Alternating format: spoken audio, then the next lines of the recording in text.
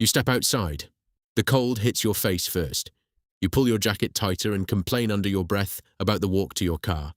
You'll be warm again in minutes. A heater, a car seat, a front door. But the real answer to how humans deal with winter is far stranger than a thermostat. For most of human history, winter wasn't an inconvenience. It was a filter, a season that decided, quite literally, who got to keep existing.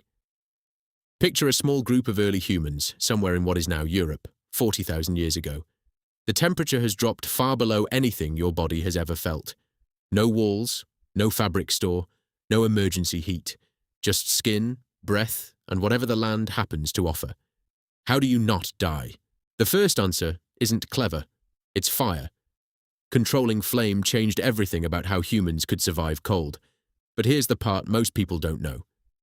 Archaeologist Michael Chazen and his team examined ash layers deep inside Wonderwerk Cave in South Africa and found evidence that human ancestors were controlling fire far earlier than anyone expected, over 1 million years ago. That's not campfire smoke from a cozy scene. That's the birth of humanity's first real weapon against the cold. But controlling fire is not the same as starting it. For a long stretch of that history, humans couldn't create flame on demand. They could only capture it. A lightning strike, a smouldering tree after a wildfire.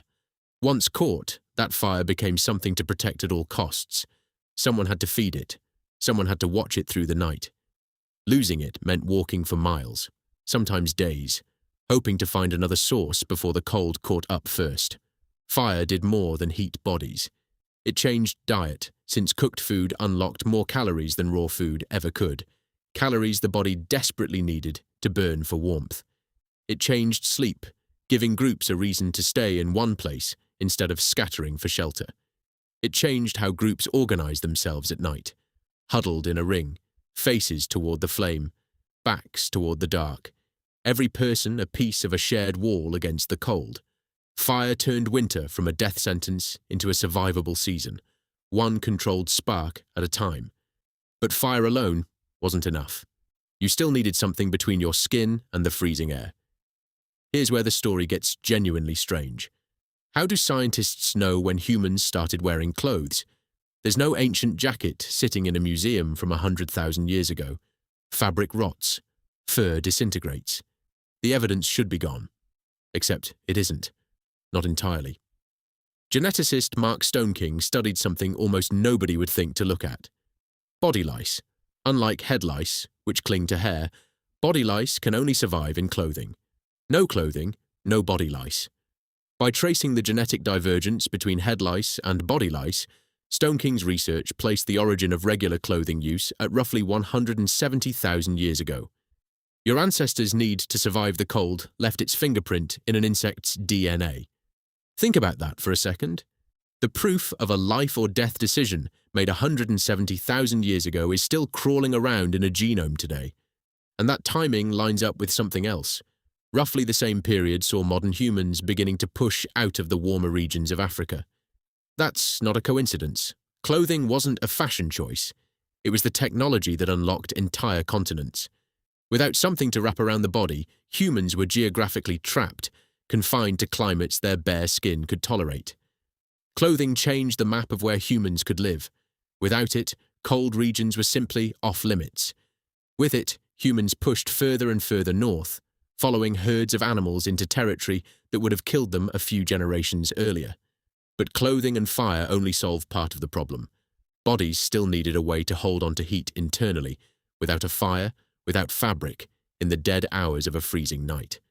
This is where something inside you becomes the real story. Anthropologist Trenton Holliday spent years comparing the skeletons of Neanderthals to early modern humans. He found something remarkable. Neanderthals had shorter limbs and stockier builds, a body shape that reduces surface area and holds heat in more efficiently. It's the same reason a clenched fist stays warmer than an open hand. Modern humans, migrating out of warmer climates, didn't start with that advantage. So evolution found another way. Humans developed something called brown fat, a special kind of fat tissue that doesn't just store energy, it burns calories specifically to generate heat. Babies are born with significant amounts of it. Some adults retain more of it than others. especially those whose ancestors lived through generations of brutal winters. Your body might still be running a heating system that your ancestors needed to stay alive through nights you will never have to face. Now here's the twist that reframes everything. Winter wasn't just something humans endured. It's something that may have made humans smarter. Enduring a cold season requires planning. You cannot hunt fresh meat every single day when snow covers the ground and animals disappear into hiding. You have to think ahead. Preserve food. Predict scarcity before it happens. Some researchers argue that this seasonal pressure, the repeated need to plan months in advance, pushed early human brains toward more complex problem-solving than a year-round warm climate ever demanded. Winter didn't just test survival. It may have shaped cognition itself. Consider what planning for winter actually demands. You have to track the season-changing weeks before the first snowfall. You have to estimate how much food a group of a dozen people will need across months, not days. You have to decide which parts of an animal to smoke and store and which will spoil before the thaw. Every one of those decisions requires holding an imagined future in your mind and acting on it now, long before any consequence arrives. That kind of forward thinking doesn't come free. It has to be practiced, generation after generation, by groups who didn't have the luxury of living only in the present. And still, winter killed. Make no mistake about that. Ice ages wiped out entire populations.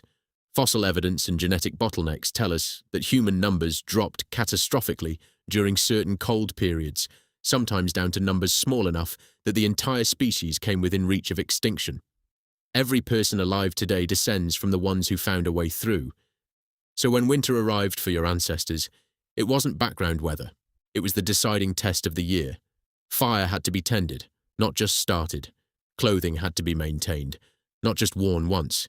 Food had to be stored months in advance, with margin for error nearly non-existent. One bad decision, one missed store of food, one fire left to die out on the coldest night, and a family line ended completely. You carry the result of thousands of correct decisions, made across thousands of winters, by people who never met you and never will. That's the strange part hiding underneath your complaint about walking to the car. Your jacket, your car heater, your ability to survive winter without a second thought. None of that is new. It's the end product of an unbroken chain of survival, stretching back further than written history, further than agriculture, further than most of what you'd call civilization. The cold used to ask a question every single year. Are you prepared? And for most of human history, the answer determined who got to have descendants at all. You step outside. The cold hits your face again. This time, you don't just feel it. You feel every ancestor who fought to make sure that feeling was survivable, all the way down to you.